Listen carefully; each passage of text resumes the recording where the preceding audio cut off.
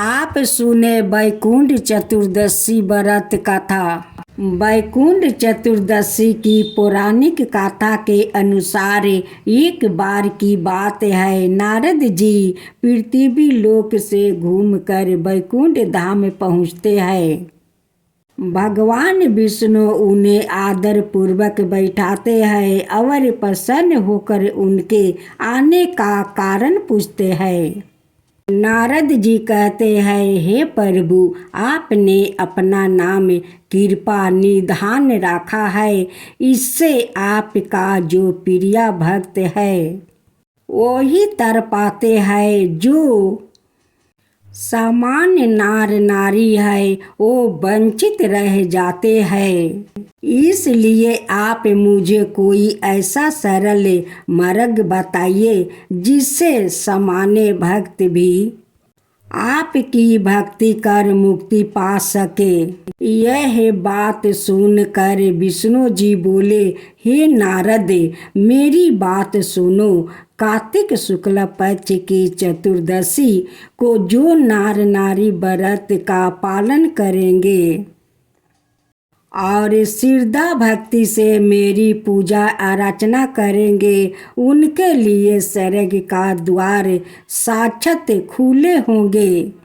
इसके बाद विष्णु जी जय विजय को बताते हैं और उन्हें कार्तिक चतुर्दशी को स्वर्ग के द्वार खुला रहने का आदेश देते हैं। भगवान विष्णु कहते हैं कि इस दिन जो भी भक्त मेरा थोड़ा सा भी नाम लेकर पूजा करेगा वो वैकुंठ धाम को प्राप्त करेगा। विष्णु भगवान की जय हो, विष्णु भगवान की जय हो। पौराणिक मत अनुसार एक बार भगवान शिव देव महादेव का पूजन करने के लिए काशी आए।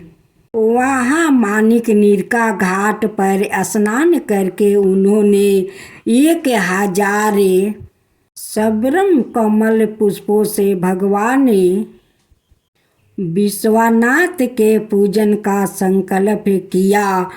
अभिषेक के बाद जब वो पूजन करने लगे तो शिव जी ने उनकी भक्ति की परीक्षा के उद्देश्य से एक कमल पुष्प कम कर दिया। भगवान श्री हरि को पूजन की मूर्ति के लिए 1000 कमल पुष्पों चढ़ाने थे। एक पुष्प की कमी देखकर उन्होंने सोचा, मेरी आंखें भी तो कमल की ही समान है, मुझे कमल नयन और पुंडरीक्षक कहा जाता है। यह विचार कर भगवान विष्णु अपनी कमल समान आँख चढ़ाने को प्रस्तुत हुआ। विष्णु जी की इस अगाध भक्ति से प्रसन्न होकर देव महादेव प्रकट होकर बोले, हे विष्णु, तुम्हारे समान संसार में दूसरा कोई मेरा भक्त नहीं है। आज की यह कार्तिक शुक्ला चतुर्दशी अब वैकुंठ चतुर्दशी कहलाएगी और इस दिन व्रत पूर्वक जो पहले आपका पूजन करेगा उसे वैकुंठ लोक की प्राप्ति होगी। भगवान शिव ने इसी वैकुंठ चतुर्दशी को करोड़ों सुइयों की कांति के समान वाला सुदर्शन चक्र विष्णु जी को प्रदान किया। शिव जी और विष्णु जी कहते हैं कि इस दिन स्वर्ग के द्वार खुले रहेगा। मृत्यु लोक में रहने वाला कोई भी व्यक्ति इस व्रत को करता है वह अपना स्थान वैकुंठ धाम में सुनिश्चित करेगा। जय विष्णु भगवान, जय विष्णु भगवान। धनेश्वर नामक एक ब्राह्मण था जो बहुत बुरे काम करता था। उसके ऊपर कई पाप थे। एक दिन वो गोदावरी नदी में स्नान के लिए गया। उस दिन वैकुंठ चतुर्दशी थी। कई भक्त जन उस दिन पूजा अर्चना करने गोदावरी घाट पर आए थे। उस भीड़ में धनेश्वर भी उन सभी के साथ था। इस प्रकार उन श्रद्धालुओं के स्पर्श के कारण धनेश्वर को भी पुण्य मिला। जब उनकी मृत्यु हो गई तब उसे यमराज लेकर गए और नरक में भेज दिया। तब भगवान विष्णु ने कहा, यह बहुत पापी है, पर इसके वैकुंठ चतुर्दशी के दिन गोदावरी स्नान किया और श्रद्धालुओं के पुण्य के कारण इसके सभी पाप नष्ट हो गए। इसलिए इसे वैकुंठ धाम मिल गया। अंत धनेश्वर को वैकुंठ धाम की प्राप्ति हुई। आज आप सुने गाय माता का जूठा एक गरीब आदमी का दुख। किसी गांव में एक किसान रहा करते। वो किसान बहुत गरीब था। उनकी एक ही बेटा था। उनका एक शादी के निमंत्रण पर जाना था, पर मैं जाना नहीं चाहता था। बीमार होने का बहाना बनाया आया और दूसरा गांव की शादी में शामिल होने से बचना था।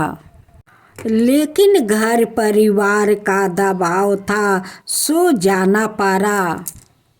उस दिन शादी की सुबह में काम से बचने के लिए सैर करने के बहाने 2-3 किलोमीटर दूर जाकर मैं गांव को जाने वाली रेल पर बैठा था।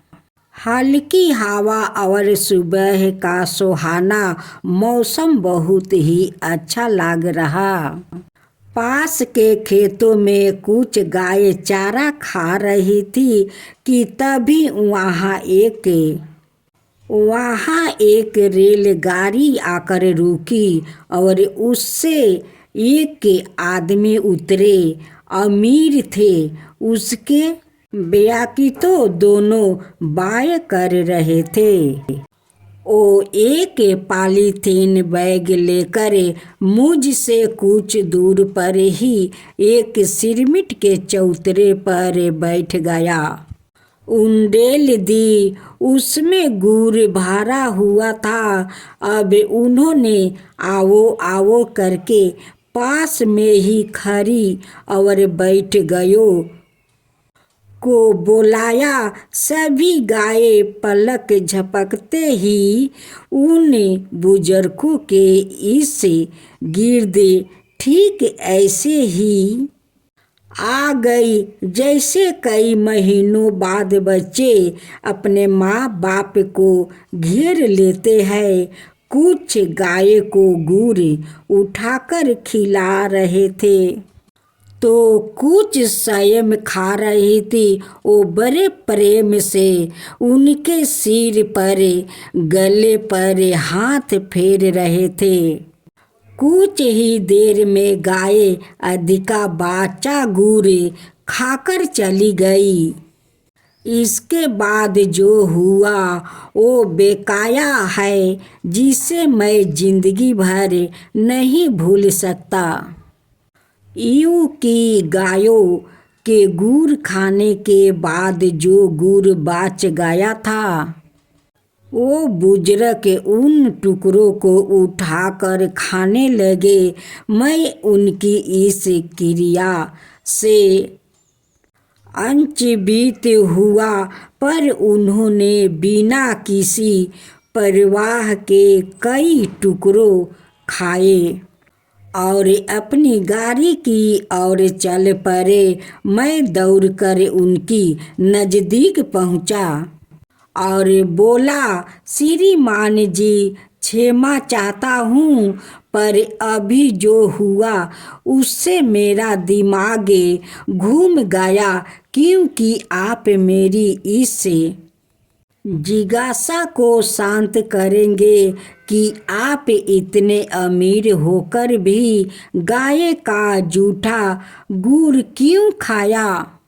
उन्होंने चेहरे पर अब हल्की सी मुस्कान उभरी। उन्होंने कार का गेट आपस बंद करा और मेरे कंधे पर हाथ रखा।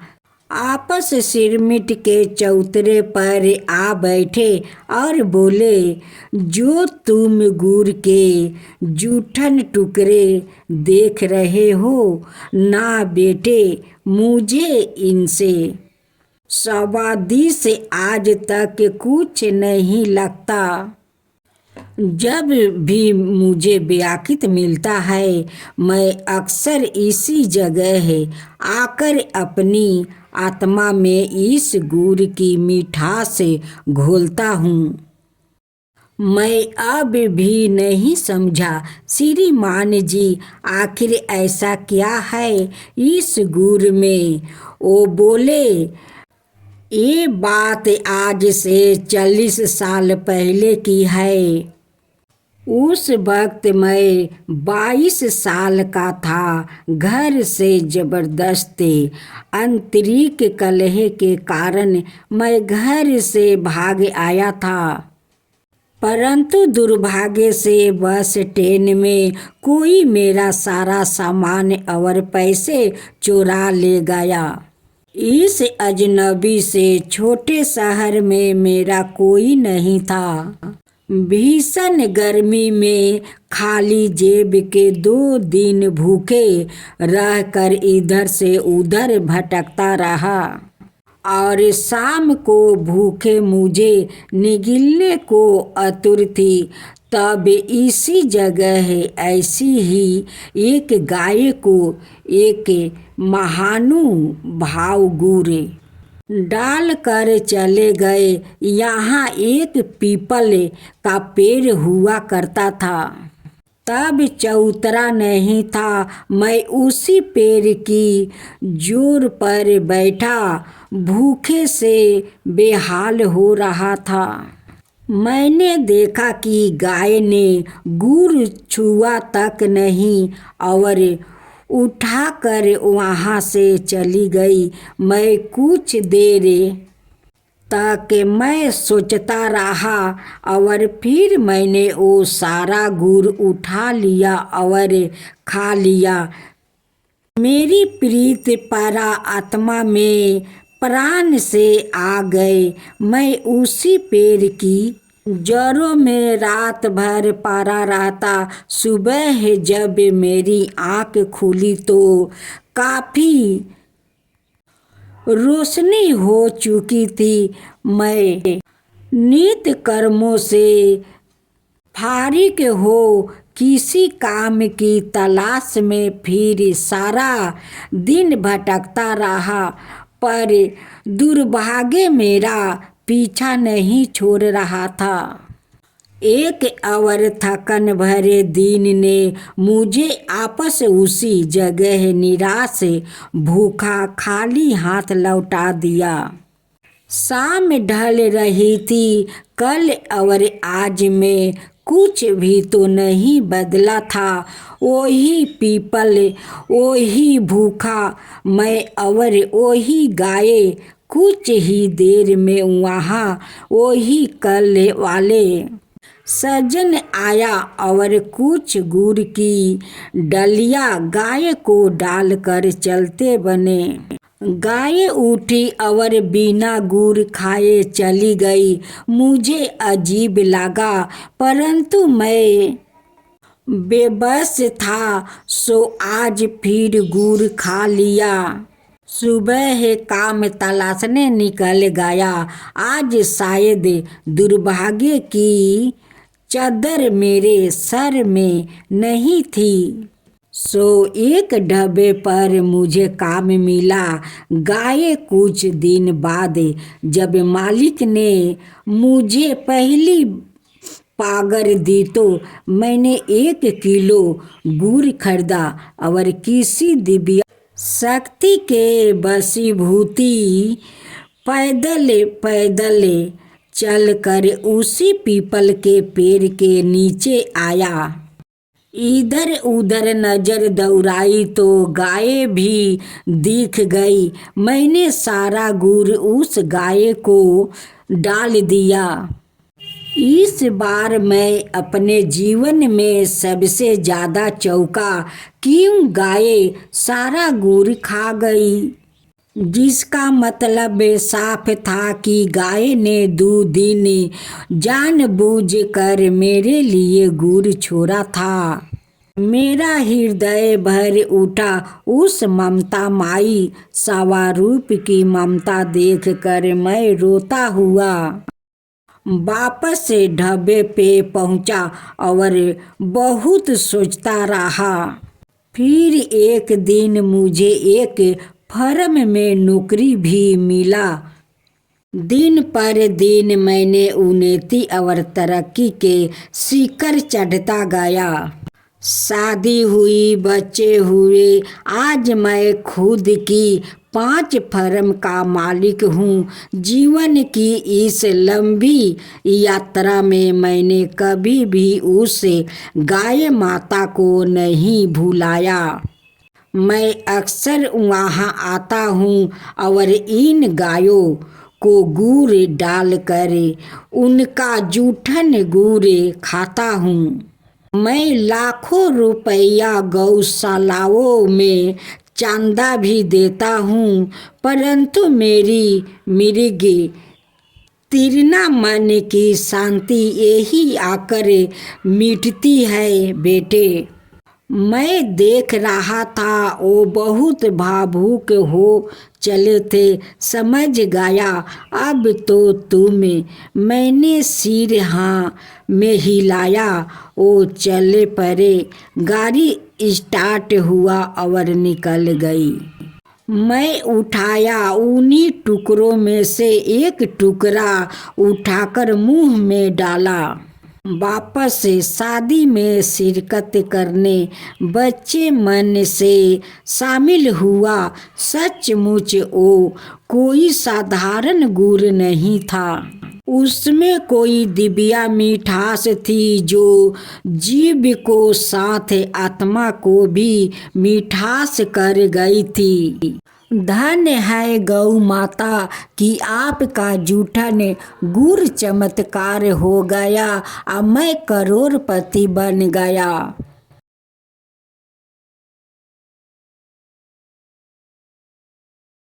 आप सुने गणेश भगवान की व्रत कथा।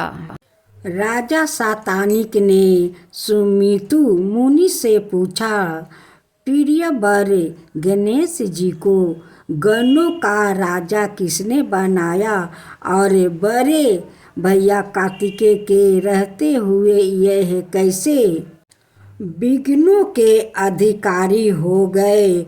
सुमितु मुनि ने कहा, राजा आपने बहुत अच्छी बात पूछी है, जिस कारण ये विघ्न कारक हुए हैं और जिन विघ्नों को करने से इस पद पर उनकी नियुक्ति हुई है वो मैं कह रहा हूँ।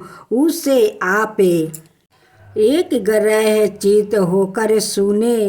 पहले कीर्तियोग में प्रजाओं की जब सृष्टि हुई तो बिना विघ्न बाधा के देखते ही देखते सब कार्य सिद्ध हो जाते थे। अंत में प्रजा को बहुत अहंकार हो गया। कैलेश रहित अहंकार से परिपूर्ण प्रजा को देखकर ब्रह्मा ने बहुत सोच विचार करके प्रजा समृद्धि के लिए विनायक को विनियोजित किया। अंत ब्रह्मा के प्रयास से भगवान शंकर ने गणेश को उत्पन्न किया और उन्होंने गणों का अधिपति बनाया। हे राजन, जो प्राणी गणेश की बिना पूजा किए ही कार्य आरंभ कर देता है, उनके मुझसे सुनिए। ओ व्याकुत सपने में अत्यंत गहरे जल में अपने को डूबते स्नान करते हुए यह कैसे मुराए देखता है। कासाए बस्तर से आच्छादित और हिस्सक बेयागिर्दी पशुओं पर अपने को चढ़ाता हुआ देखता है। अत्यंत गर्भ और ऊंट आदि पर चढ़ाकर परिजनों से घेरा वो अपने को जाता हुआ देखता। हीन जो मानव केकरा पर बैठकर अपने को जल की तरंगों के बीच गाया हुआ देखता है और पैदल चल रहे लोगों से घेर कर यमराज के लोक को जाता है और जाते हुए अपने को सपने में देखता है। वो खुद ही अत्यंत दुखी होता है। जो राजकुमार सपने में अपने चिता और आकृति को विकृति रूप में अब स्थित कर वीर के फूलों की माला से विभूषित देखता है। वो उन भगवान विघ्नेश के द्वारे विघ्न उत्पन्न कर देने के कारण पूर्व वंशानुगत प्राप्त रज्या को प्राप्त नहीं कर पाता, वैसे को व्यापार में लाभ नहीं प्राप्त होता है और कृषक को कृषि कार्य में पूरी सफलता नहीं मिलती। इसलिए राजन ऐसे अशुभ सपनों को देखने पर भगवान गणपति की प्रसन्नता के लिए विनायक शांति करना चाहिए। विनायक की जय हो, विनायक जी की जय हो, माँ संतोषी की जय हो, माँ संतोषी की जय हो। आप सुने माँ संतोषी का जन्म कथा। माँ संतोषी गणेश भगवान का पुत्री है।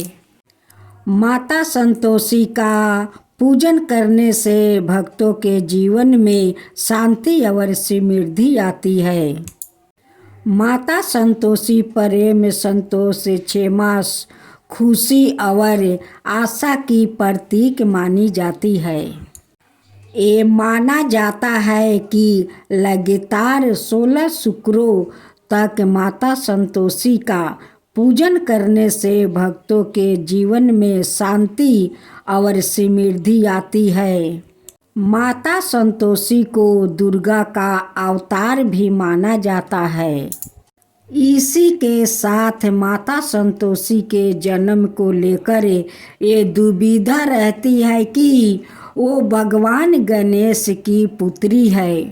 भगवान गणेश को बल, बुद्धि और विद्या का देवता माना जाता है। इसी के साथ रिद्धि की कृपा बनी रहे तो हम कुशल बन सकते हैं और सिद्धि की कृपा बनी रहे तो हम स्वस्थ और सुरक्षित रहते हैं। इन तीनों की कृपा जिसे मिल जाए तो उसका जीवन सफल हो जाता है। माता संतोषी का इन सभी के साथ जन्म हुआ था, जिसके कारण उनके व्रत से व्याकुत के जीवन की सभी परेशानियों खत्म हो जाती है।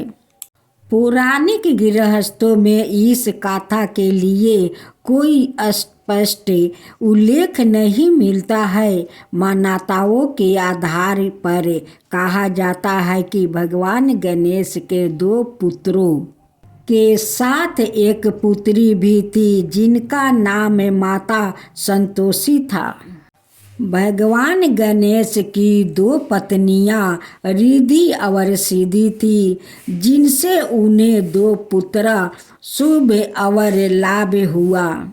माना जाता है कि भगवान गणेश अपनी बुआ से रक्षा सूत्र बंधवा रहे थे और इसके बाद तोहफों का लेन देन देखने के बाद गणेश जी के पुत्रों ने इस रस्म का रहस्य पूछा। इस पर भगवान गणेश ने बताया कि ये धागा नहीं है, बल्कि एक सुरक्षा कवच है, आशीर्वाद और बहन भाई के प्रेम का प्रतीक है। इस पर भगवान गणेश के पुत्र शुभ और लभ ने इच्छा व्यक्त किया कि उन्हें भी एक बहन चाहिए जिससे वो रक्षा सूत्र बंधवा सके। इसके बाद भगवान गणेश ने अपनी विशेष शक्तियों से एक ज्योति उत्पन्न किया और उनकी दोनों पत्नियां की आत्म शक्ति के साथ उसे सम्मिलित कर लिया।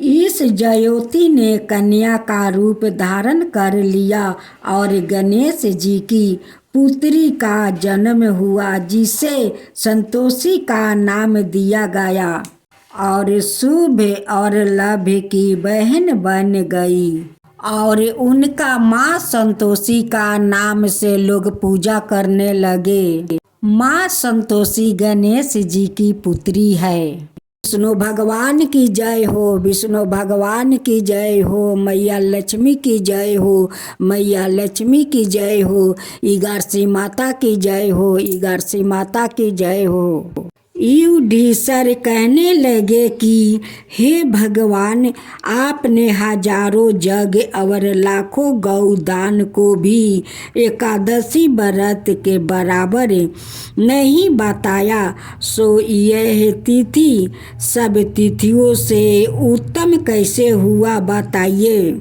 भगवान ने कहने लगे, हे युधिष्ठिर, सतयुग में मूर नाम का दैत्य उत्पन्न हुआ। वो 12 बलवान और भयानक था। उस पर चंड दैत्य ने इंद्र, आदित्य, वासु, बाहु, अग्नि आदि सभी देवताओं को पराजित करके भगा दिया।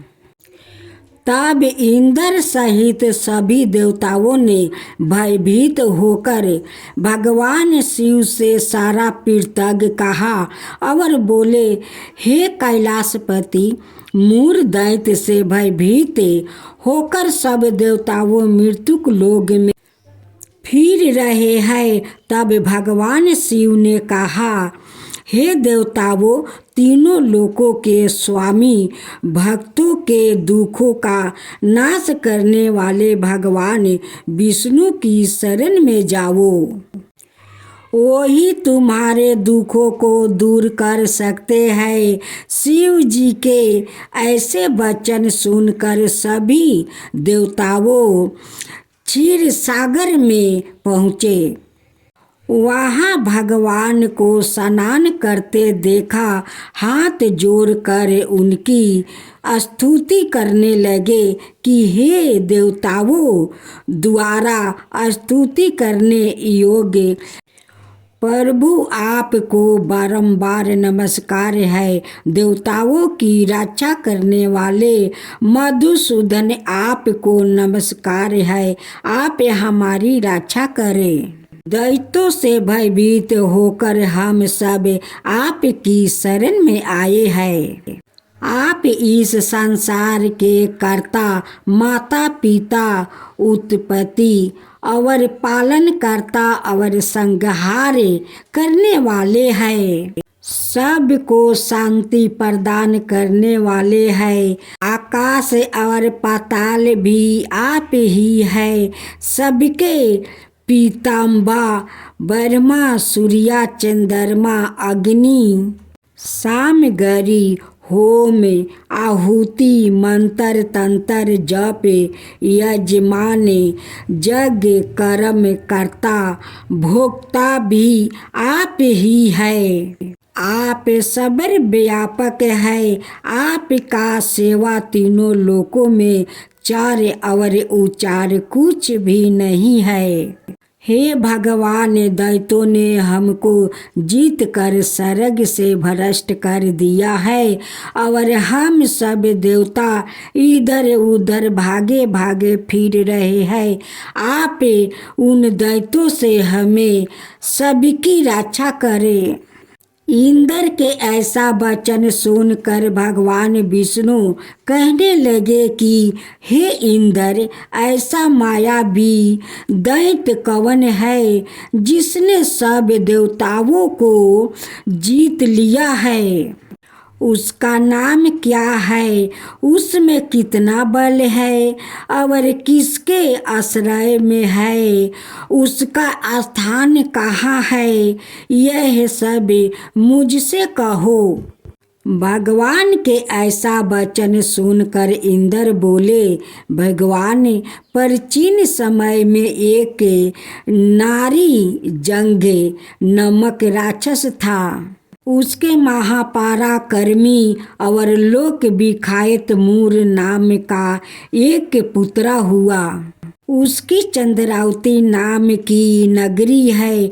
उसी ने सब देवताओं को स्वर्ग से निकाल कर वहाँ अपना अधिकार जमा लिया है। उसने इंद्र, अग्नि, वरुण, यम, बाहु, ईशा, चंद्रमा, नित्रित आदि सबके स्थान पर अधिकार कर लिया है। सूर्य बनकर सवाए ही प्रकाश करता है, सवाए ही मेघ बन बैठा है और सबसे अजय है। हे असुर निकंदन, उस दुष्ट को मार कर देवताओं को अजय बनाइए। यह वचन सुनकर भगवान ने कहा, हे देवताओं, मैं शीघ्र ही उसका संहार करूँगा। तुम चंद्रावती नगरी जाओ। इस प्रकार कहकर भगवान सहित सभी देवताओं ने चंद्रावती नगरी की ओर प्रस्थान किया।